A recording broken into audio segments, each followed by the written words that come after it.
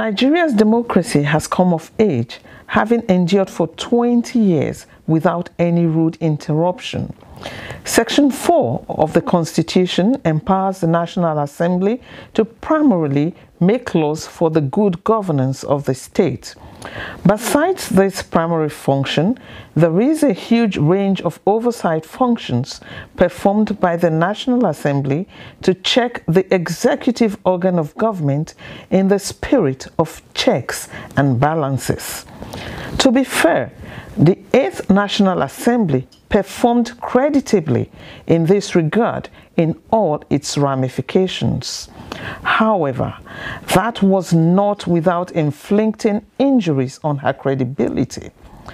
This is due largely to the contending partisan interests among members and the struggle for naked powers in the polity.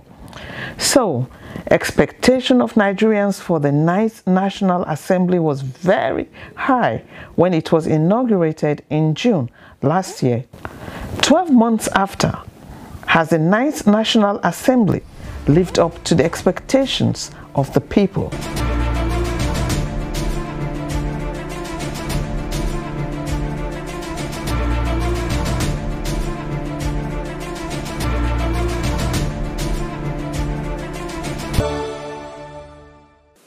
Hello and welcome to Break It Down. Today we are looking at 1 year after. Is the 9th Assembly living up to expectations? Today I have with me none other than the very vibrant House of Representatives member, Honorable Ben Igbakpa, representing Ethiope Federal Constituency of Delta State. You're welcome, sir. Thank you for having me. I really love Sapele.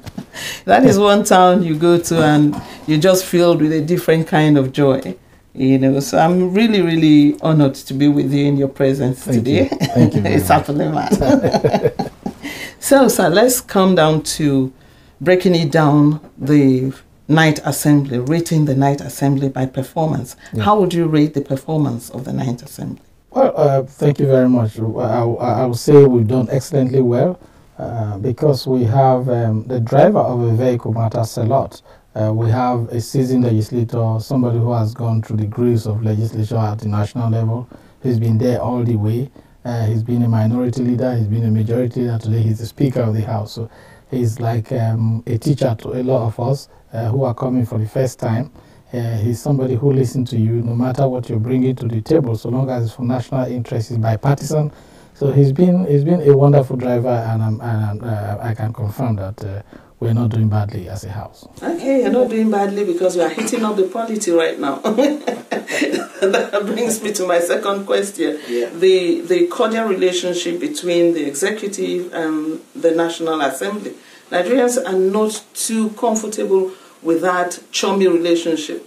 Like when the night nats, especially the Senate, came in, the leadership made it known to us that we're going to be on the president's side. Not the House of Reps, though. And now we see what's happening at the House of Reps. There are clashes, which is very, very interesting and very, very encouraging. But then people are still not convinced that the executive and the legislature is not the same. Where is the checks and balances, they ask? Well, I must confess to you that there's, for me, governance is about complementary. It's about complementary and complement to one another. It doesn't matter that the legislative arm and the executive arm should be at loggerhead to show that there's checks and balances. It doesn't show that that is how we can develop the country. The country can only develop when all of us are together on the same page, but where there are areas of disagreement because of the principle of separation of powers, we can disagree, and you'll understand that actually there are areas of disagreement when it comes to it. So like people do say, I don't think it is only when the two arms of government are dagger drawn that Nigeria will progress. It is better when the two arms are cooperating, they are complementing each other, and where there are areas of disagreement, they come together and find a common ground. That is when Nigeria will grow. Yeah, until now we thought it was too chummy. There was no reason to fight. There was no There is reason. when there are reasons, yes. When there are reasons, yes. You see so many issues coming up. The executive not liking to see the legislative arm. We not wanting to see certain persons, and by the grace of God, it's all for national growth. Here I am today in the 9th Assembly, because people keep asking what has been happening. Why didn't you people see the NDDC road or other roads? It's not just about NDDC. A lot of things are wrong. Mr. President means well in terms of fighting corruption, but he cannot do it alone. He must delegate functions to people, and the people you are delegating the functions to are not saints, they are not angels, because of the Nigerian situation, because of the fact that the people don't even trust anybody anymore. So any attempt for you to try to even do something, and in the cost of doing it, something went wrong, bet you, all of they will abandon you. We wonder why it's just coming up now after 1 year. This back and forth, this heat in the politics, because the people want it when there's heat between the two executive. Yes, that means someone is checking, someone is balancing. Yes, yes, but again, it is not. It's not just about now. It's a systemic thing. Something has been wrong all the way. We didn't want to. The motion didn't say let's start from the beginning.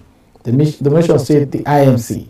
If not, some of the projects, some of these that the forensic auditors are going to work on actually are projects of past administration, past assemblies, budget. So, but nothing was done then. But now something is being done. There's this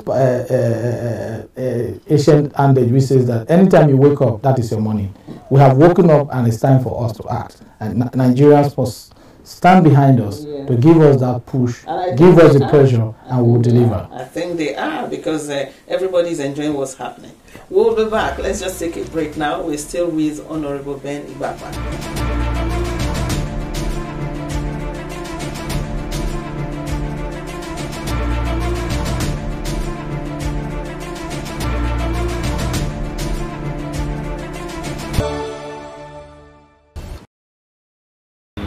The 9th National Assembly's function is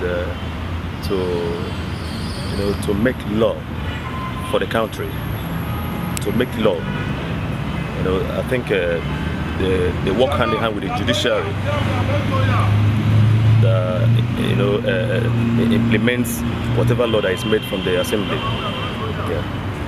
The function is to intervene in government matters. The matter arising as security, money looting, all these things, to intervene for all this matter, to take their duty, perform that duty well in Nigeria. Supposed to see people, do things for people as a rather they should do now. They're supposed to do things for people like something good for people as in COVID-19. Now they're supposed to help people. I think they were sent there to represent the country, Nigeria, right? Continue. They were sent there to represent Nigeria and to go there just to represent the country.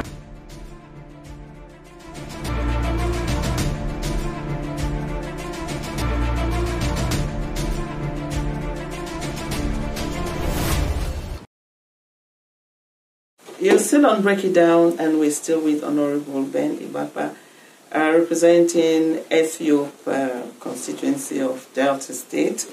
And let's look at a budget crisis has been is in the offing, if it's not already there, because of COVID-19. And the executive right now is grappling with a lot of things. What is the legislature doing to help the executive cushion the impending disaster, if there's any? Well, first, our role must be understood as enshrined in the 1999 Constitution, pursuant to Section 4 that establishes the legislative arm. 1 is lawmaking, 2 is oversight, and 3 is representation. So lawmaking, oversight, representation. Please, can you break it down? What is lawmaking? Lawmaking is the function to make laws that will guide the country. We make our lawmaking is in 3 phases. You do the first reading, the second reading, and the third reading. The first reading is just to mention it. The second reading, you discuss the merits of the bill as it is. Then the third reading is when after the second reading, it goes to committee. The committee come up, fine tune it, retweet it, and bring it back. Then it comes for third reading, and there's what we call the committee of the whole, chaired by the deputy speaker, and we look at it. People can now suggest, remove clauses, adopt clauses, and then it is passed. When it's passed in the House of Representatives, it goes to the Senate for concurrence. Most times they can have issues with it, and they want to amend it their own way, then come with their own version before it is transmitted to Mr. President for assent. That's when it becomes law. And once that is done, then for representation, it is what we are doing for our people. You go there and say, oh, my people, this also thing, there's corruption somewhere, let us probe it. There's a road that is bad in my area. Oh, there's fire, disaster, there's hunger, issues, infrastructure, maybe health, social, they come up. Then thirdly is the area of oversight. Oversight is doing the post-mortem. If you send somebody, you draw a budget and somebody is spending the money, you should be able to ask, we budgeted 1 billion for you, what have you done with the 1 billion? Look at the project and see if there's value for money. If it is done as expected, if the specification is being attended, it's been attained as enshrined in the BEME or whatever it is. So those are the 3 functions that we do. Then you remember at the beginning of this pandemic, Mr. Speaker brought a stimulus bill, which was passed that same day, and we came up with the issue. Mr. Speaker also came up with the issue of bill exempt for electricity consumers, if we can give 2 months to our people. And again, on this part of lawmaking, the executive arm brought the budget back. It got shrink, and we have to do another surgery on it. And again, they brought it for the second time. We've gone ahead to do the surgery again. Nigerians were suffering in other countries. The House stood up to raise issues that the ones in China that will make motions came up of Nigerians that are in other countries that need to be evacuated back home, and the government has risen up to the challenge. We understand we have challenges with our health institution and facilities, but I think the National Assembly, again, we contributed our monthly salary to 2 months to support the federal government in the fight against COVID-19. So those are some of the things that the National Assembly has done, the House of Representatives. So I believe we're doing our part. We also ensure that we were able to send palliatives to our various constituencies to support them before the one that the state governors did. We partner the federal government and the executive arm of government to ensure that this is done. We set up our own committee too. There's another committee on COVID-19 in the House that is liaising with the presidential task force. Yes, you talked about donating 2 months' salaries. Yes. Yet Nigerians think the NAS is not doing enough because of the spending that we hear coming out of the NAS and the budget of the National Assembly. It's like it's too huge. And recently we heard about a 37 billion naira that was budgeted for the renovation of a section of the NAS. I think I need to start from the 37 billion. The National Assembly, the facility, that is the building, does not belong to any legislator. It belongs to the FCDA, Federal Capital Development Authority. And the budget they're talking about is not even in our budget. It is FCDA budget. So nobody is talking about, yes, there are issues. There are times you come to the National Assembly and the place is hot, you are doing a public hearing. Yes, there are things to be fixed. But for me, I think, like some of us agreed, if we're in a tough time, that definitely might not be our priority for now. But doesn't mean, because the bane of the infrastructural debt and deficit that we're having in Nigeria is as a result of maintenance culture that we don't have. We should not allow our infrastructure, critical ones. Look at our national theatre in Igomu. Some weeks ago, they have to give it to bankers to now build under the public-private partnership. We should not allow. If I have the opportunity to be in the executive arm and call the shots, I will set up what I will call emergency repair structure in place, where our road will not be, when at a pinpoint, the roads should be fixed. Because most of these roads that got billions to fix, they start with just one small spot. And nobody looks at it. At the point vehicles start slowing down to pass there, and after some time vehicles no longer pass, and it's finished. And then we come out with a bogus bill of billions to fix it. Where we will have done it with less than 10,000, 20,000 at that time. If you go to foreign countries, there are times you see a road, you pass the road. On your way back, that road is being fixed. It's being removed, scarification is on, and they are going to do it again. You don't wait for it to get rotten. The National Assembly is a massive facility that I think it should not be tolerable, because it's an institution. We also look at furnishing. Every legislator who comes takes up the home and he wants to furnish it. We had about cars. Well, BMW cars. No, I think there's something we need to understand. Myself talking to you, I was a member of the Delta State House of Assembly. After my 4 years, I served as a civil commissioner, and it is every 4 years you pay furniture allowance, and people that are due for vehicle, because we are talking about supervision at the state level. They are called monitoring. As a commissioner, you need to monitor projects in your catchment area, in your ministry. Now we are here as legislators. You just queried me, why have we not seen all these things that are happening over the years? And if you expect me to drive my personal car from here to Jigawa, from here to Borno, or you want me to go, I am supervising an agency, the agency will be the one to buy me tickets to fly. By the time I get there, what do you expect me to tell the agency? We need to make the independent, we need to make the legislature proper, independent, so that they can carry out their responsibility. What's the lifespan of a brand new car? It's like, are even talking about BMW? No, there's no BMW. I'm talking for the House of Friends that I know of. They bought a Camry. Camry, which, if you know, with the condition of our roads, it is not really too good. It will not be durable, because you need a car that can actually cross more distance. You are driving, you slow down somewhere before you know, with insecurity and everywhere. But that is what we can afford, and that is not a budgeted thing. Is being paid from our own internal overheads and all these things. It's not like there's a budget. The federal government is not paying. It's not paying. Are you satisfied with executive compliance to resolutions?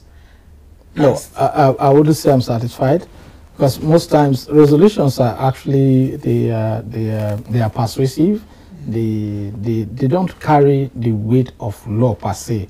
But I think it is not right for an institution to come up with a resolution and it's not obeyed. But the only way that it can be obeyed, that nobody can falter it, is for the two chambers to come up with the same resolution on both sides. And with that, it carries the force of law. Okay, we have resolutions, we have bills, we have motion. What's the difference between motion is resolution is a result of emotion. Okay. Because when you bring in emotion, at the end of it, you come out with your prayers which the House has agreed on. That is the resolution. It's a product of emotion. Then laws are a product of bills. Bill is the stages, those three stages I told you of.